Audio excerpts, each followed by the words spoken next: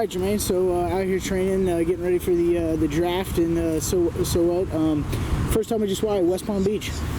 I just wanted to get away from a lot of friends and stuff, so I could just come out and focus. I don't have too many distractions, and just get to work, so I could be as prepared as I can come draft day. And take us through the normal training schedule that you're on right now. What is that looking like every day for you? On a daily basis, we'll wake up early morning. We'll come to the field about 11 o'clock.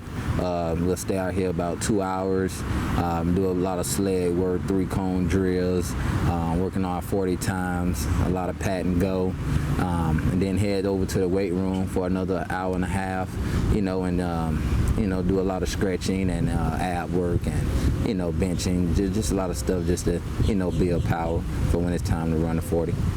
And what's the number one thing maybe people have told you or guys have told you that you need to improve on to kind of go higher in the draft? Well, I'd probably say just making sure I get my 40 speed down and try to loosen my hips up because they're pretty tight in my hips. Just by people just evaluating me and just keeping a level head and have confidence when it's time to do those drills. And we had this inaugural Battle of Florida game down here this past weekend. You absolutely tore it up. You think that's going to help your draft stock? I hope so, man. I definitely enjoyed myself. It was a great experience sitting there and meeting other guys from different schools and them sharing their backgrounds about their families and their highest moments during their college season.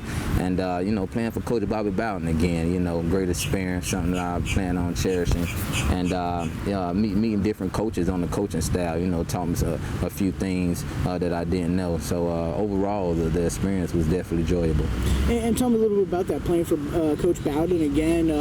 Hadn't probably seen him in a little while. What was it like just kind of the first time you said hi to him? It was crazy. He came out, I think, on that Friday, and I went over there and spoke to him and asked him how he was doing. And like always, he asked me, he's fine, and he asked me how's my family doing. Told him, very well, and he just told me, just go out there and get ready to have a great game. And you're one of those guys who was kind of, probably a leader or a go-to guy on that Florida State team when Bowden left. In that locker room, in the player's mind, when that whole situation was going on, did you guys see it as him being forced out of his coaching role? Oh, no, not at all. It was a coach's decision, maybe his decision, whatever decision that it came down to where he had to leave. We just picked off from where he left off, and Jimbo Fisher came in, did a great job with the program, and is leading in the right direction right now. Okay, I'm gonna put some pressure on you now.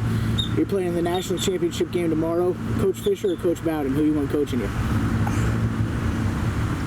How about I say Coach Bydlon as the head coach, Coach Fisher as the offensive coordinator?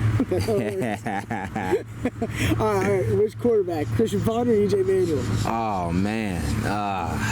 Those guys are talented in so many different ways. I mean, it's hard to pick between those two. They bring so much to the table. I guess with any given situation, man, I love to take both of those guys. Let's go back to the end of the season there for you. The Champs Sports Bowl, you were ruled ineligible and academically. How tough was that to see your guys go out there for your last game without you? It definitely hurted. I was right in the hotel cheering them on as the game was going on. It was definitely an emotional roller coaster throughout the whole game. Just sitting there, just cheering them on, wishing I could be out there, and getting back to EJ, man, he found a way to close it out, and I was just happy for my team to still pull off the victory without me being there. And tell me about this team. So much hype going into the season last year, maybe last summer. You guys build a top 5 team. Was it considered a disappointment for you at the end of the year? In a way, because I know my team, we had a lot more potential than we put out there. Just little minor, mistakes just in-house going on with ourselves, and that's just something that I know the team this year is going to build on, so those mistakes won't happen next year. And with that experience, can't do nothing but help. And take me back, sophomore year, you go for almost 900 yards rushing. Looking like junior year senior year, you might hit that 1,000-yard mark, a special thing in college football. You know, take me through kind of what happened and how you got off course and everything that you had, the struggles you had to go through your junior and senior year. It was just one of those things. I know I ended up getting injured. I had I sprained my LCL, missed the last 3 games. Had to rehab and come off that. Came back and played in the Chick-fil-A Bowl. My knee kind of gave out on me when I got back. Wasn't able to play anymore. Did a lot more rehabbing, got it back right, and you know, over the course of the spring, I took care of it the way I needed to take care of it, and got back out there. Was able to go to a couple scrimmages and get back on the field as soon as possible. Is there a lot of what if for you though in your mind at the end of your career at Florida State? You know, what if those injuries didn't happen? What if, you know, where you could have been?